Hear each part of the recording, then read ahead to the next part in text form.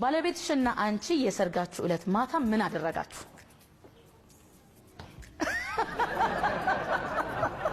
እናላዲ ቆይቶ ነው የገባሽ?